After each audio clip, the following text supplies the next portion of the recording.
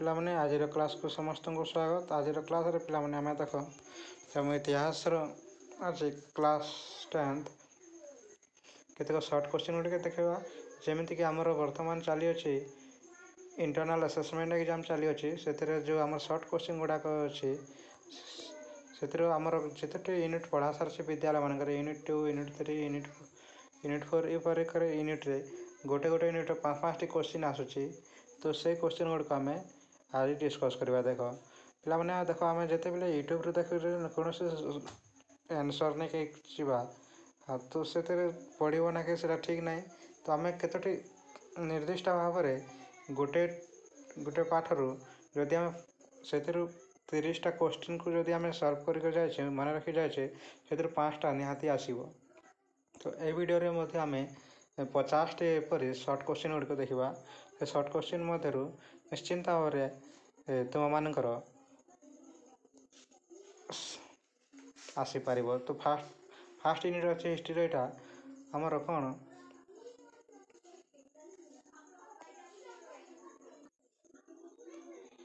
भारतीय जातीय आंदोलन में गांधीजी प्रभाव कौन थिला। तो से आम केतक क्वेश्चन आसो। देख जमीर 20 भाग 3 भाग अंचल नील उत्पादन करने को कौन कहला 3 काठी व्यवस्था कहला। सेमती अहमदाबाद निकट में क्यों नदी प्रवाहित होता साबरमती नदी प्रवाहित होता। नेक्स्ट क्वेश्चन देखा आमर 3 नंबर क्वेश्चन देख जे श्वेतांग मान अत्याचार संबंध जनसाधारण को अवगत करवा गांधीजी प्रकाश कर संवादपत्र नाम कौन थिला। सेठारे जो दक्षिण अफ्रिका करते कौन थिला से संवादपत्र नाम इंडियन ओपिनियन। तो पिला माने एपरी आम क्वेश्चन को करके जावा शॉर्ट क्वेश्चन गुड़िक तो निहाती भाव में से आमर केते क्वेश्चन आसीपर।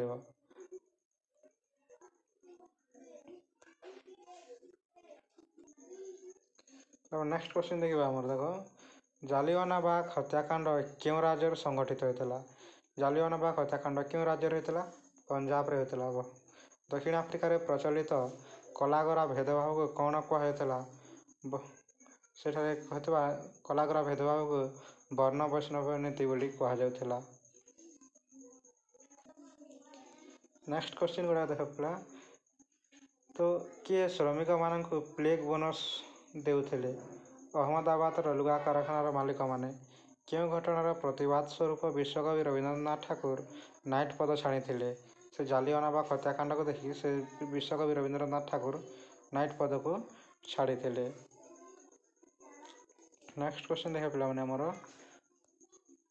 अच्छी एप्रिल 13 तारिख में हिंदू नववर्ष और बैशाखी उत्सव पालन करने लोक मैंने क्योंठार एकत्रित होते जालियानाबाग ठारे।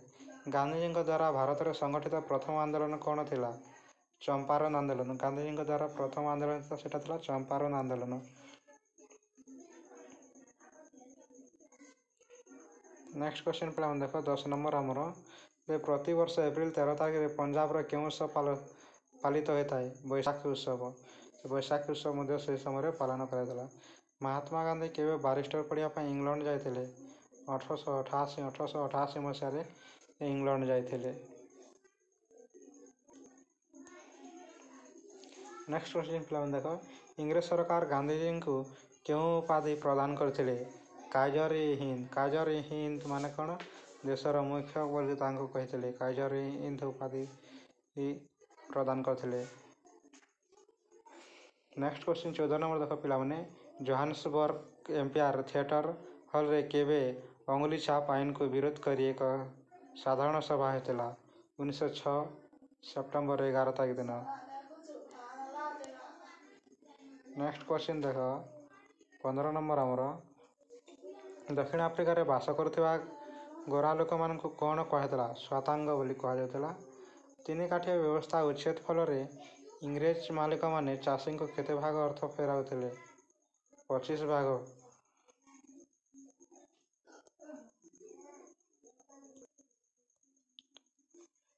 केबे गांधीजी चाषी मान समस्यार अनुधान चंपारण जिले में सदर महकमा मोतिहारी पहुंची थे।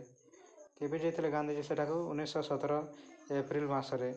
दक्षिण अफ्रिका रे गांधीजी क्यों कारागार बंदी कर रखा जाता गांधीजी केठारे बंदी कर रखा जाता जिते थिएटर से गोटे सभा करते बंदी कर जोहान्सबर्गରେ। ପିଲାମାନେ ନେକ୍ସଟ କ୍ୱେଶ୍ଚିନ୍ ଦେଖିବା। ଦେଖ ଜେନେରାଲ ଷ୍ଟେପସ୍ କେଉଁ ଦେଶ ଶାସନ ମୁଖ୍ୟ ଥିଲେ? କେଉଁ ଦେଶ ଶାସନ ମୁଖ୍ୟ ଥିଲେ? ଦକ୍ଷିଣ ଆଫ୍ରିକାର ଶାସନ ମୁଖ୍ୟ ଥିଲେ। ତ 20 ନମ୍ବର କ୍ୱେଶ୍ଚିନ୍ ଦେଖିବା ଆମର ଅହମ୍ମଦାବାଦ ନିକଟରେ ଗାନ୍ଧୀଜୀଙ୍କ ଦ୍ୱାରା ସ୍ଥାପିତ ଆଶ୍ରମର ନାମ କ'ଣ ଥିଲା? ସାବରମତୀ ଆଶ୍ରମ। ତ ଥିଲା ଆମର ଗୋଟେ ଶବ୍ଦରେ ଉତ୍ତର ଲେଖିବା। ଏବେ ଆମେ ଦେଖିବା ତାଙ୍କର ସେଥିରେ ଥିବା ଡ୍ୟାସ୍ ପୂରଣ ଫିଲ୍ ଇନ୍ ଦ ବ୍ଲାଙ୍କ୍ସ କେତେ କ୍ୱେଶ୍ଚିନ୍ ଅଛି ସେ କ୍ୱେଶ୍ଚିନ୍ ଗୁଡ଼ିକୁ ଦେଖିବା। ତ ଏହା ମଧ୍ୟ ସେ ଗୋଟେ ଶବ୍ଦରେ ଉତ୍ତର କହିଲେ ଚଳିବ। ମହାତ୍ମା ଗାନ୍ଧୀ ଏ ବିଶ୍ୱରେ ଜଣେ ଡ୍ୟାସ୍ ଭାବରେ ପରିଚିତ ଥିଲେ? ଜନନାୟକ ଭାବରେ ପରିଚିତ ଥିଲେ। ଦ୍ୱିତୀୟ ବିଶ୍ୱଯୁଦ୍ଧ 1939ରୁ ଡ୍ୟାସ୍ ଥିଲା? ମତିହାରେ ଥିଲା। ମୁସଲମାନ ବ୍ୟବସାୟୀଙ୍କ ଡ୍ୟାସ୍ ରୂପରେ ଏକ ମକଦ୍ଦମା ଲଢ଼ିବା ପାଇଁ ଗାନ୍ଧୀଜୀ ଦକ୍ଷିଣ ଆଫ୍ରିକା ଯାଇଥିଲେ? କେଉଁ ଭାବେ? ଓକିଲ ଭାବରେ ସେ ଯାଇଥିଲେ। ନେକ୍ସଟ କ୍ୱେଶ୍ଚିନ୍ ଦେଖ ପିଲାମାନେ ଭାରତୀୟମାନେ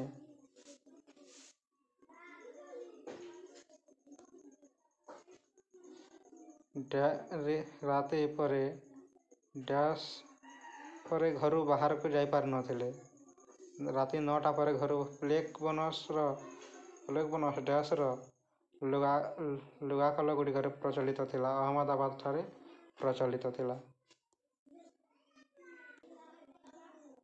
ପିଲାମାନେ ଦେଖ ଭାରତୀୟ ଶ୍ରମିକମାନଙ୍କୁ ଇଂରେଜମାନେ ଡ୍ୟାସ୍ ବୋଲି ସମ୍ବୋଧନ କରୁଥିଲେ? କେଉଁ ବୋଲି? କୁଲି ବୋଲି। ରାଓଲାତ ଆଇନ ପ୍ରଣୟନ ଫଳରେ ଜନସାଧାରଣଙ୍କ ସ୍ୱାଧୀନତା ଓ ଡ୍ୟାସ୍ କ୍ଷୁଣ୍ଣ ହୋଇଥିଲା? ଅଧିକାର ମଧ୍ୟ କ୍ଷୁଣ୍ଣ ହୋଇଥିଲା। ଚମ୍ପାରନ୍ ଜିଲ୍ଲାରେ ଚାଷୀମାନଙ୍କୁ ଜମିର 20 ଭାଗରୁ ଡ୍ୟାସ୍ ଭାଗ ଅଂଶ ନୀଳ ଉତ୍ପାଦନ କରିବାକୁ ବାଧ୍ୟ କରାଯାଇଥିଲା? କେତେ ଭାଗ କରାଯାଇଥିଲା? 3 ଭାଗ।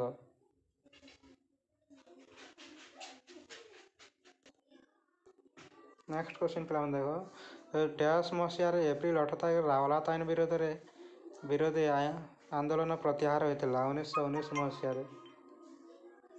ସରକାରୀ ହିସାବ ଅନୁଯାୟୀ ଜାଲିଆନାବାଗ ହତ୍ୟାକାଣ୍ଡରେ ମୃତକ ସଂଖ୍ୟା କେତେ ଥିଲେ? 379 ଜଣ ଥିଲେ। 379 ଜଣ ଥିଲେ, କିନ୍ତୁ ଗାନ୍ଧୀଜୀଙ୍କ ଅନୁସାରେ ତାହା 1200 ଜଣ ଥିଲେ। ଗାନ୍ଧୀଜୀଙ୍କ ରିପୋର୍ଟ ଅନୁସାରେ, ସରକାରୀ ଅନୁସାରେ ଏତିକି ଥିଲେ। ତାପରେ ଜେନେରାଲ ଡାୟାର ଡ୍ୟାସ୍ ସହରର ସାମରିକ ଶାସକ ଥିଲେ? ଅମୃତସରର ସାମରିକ ଶାସକ ଥିଲେ। ସେ ଆସିକି ସେଠାରେ ଗୁଲି ବର୍ଷଣ କରିଥିଲେ। ନେକ୍ସଟ କ୍ୱେଶ୍ଚିନ୍ ପିଲାମାନେ ଦେଖ ଡକ୍ଟର ସୈଫୁଦ୍ଦିନ କିଚିଲୁ ରାଓଲାତ ଆଇନ ବିରୋଧରେ ଆନ୍ଦୋଳନ ସମୟରେ 1919 ମସିହାରେ ଡ୍ୟାସ୍ ଗିରଫ ହୋଇଥିଲେ? 1919 ମସିହା ଏପ୍ରିଲ 10 ତାରିଖ ଦିନ ଡକ୍ଟର ସୈଫୁଦ୍ଦିନ କିଚିଲୁକୁ ଗିରଫ କରାଯାଇଥିଲା। ଯେତେବେଳେ 1919 ମସିହା ଏପ୍ରିଲ 7 ତାରିଖ ଦିନ ଏକ ମହାସଭା ହୋଇଥିଲା, ସେ ସଭାରେ ତାଙ୍କୁ ଗିରଫ କରାଯାଇଥିଲା। ନେକ୍ସଟ କ୍ୱେଶ୍ଚିନ୍ ପିଲାମାନେ ଦେଖ ଦକ୍ଷିଣ ଆଫ୍ରିକାର ଭାରତୀୟମାନଙ୍କ ଡ୍ୟାସ୍ ଦାନ କରିବାର ଅଧିକାର ନଥିଲା? ଭୋଟ ଦାନ କରିବାର ଅଧିକାର ନଥିଲା? କୌଣସି ପ୍ରକାରେ ଭାରତୀୟମାନେ ସରକାରଙ୍କର ପୈଶାଚିକ ପ୍ରବୃତ୍ତିକୁ ଗ୍ରହଣ କରିବା ମାପ ଏହି ଉକ୍ତିଟି ଡ୍ୟାସ୍ କହିଥିଲେ? ମହାତ୍ମା ଗାନ୍ଧୀ କହିଥିଲେ ଏହି ଉକ୍ତିଟିକୁ। ନେକ୍ସଟ ଆମର କସ୍ତୁରବାଙ୍କୁ ସମସ୍ତେ ଶ୍ରଦ୍ଧାରେ ଡ୍ୟାସ୍ ବୋଲି କହୁଥିଲେ? ତା ପିଲାମାନେ ନିଜେ ଉତ୍ତର ଲେଖିବ। ଡକ୍ଟର ସତ୍ୟପାଲ ଡ୍ୟାସ୍ ଅଞ୍ଚଳର ସ୍ଥାନୀୟ ନେତା ଥିଲେ? ଏଟା ମଧ୍ୟ କରିବ।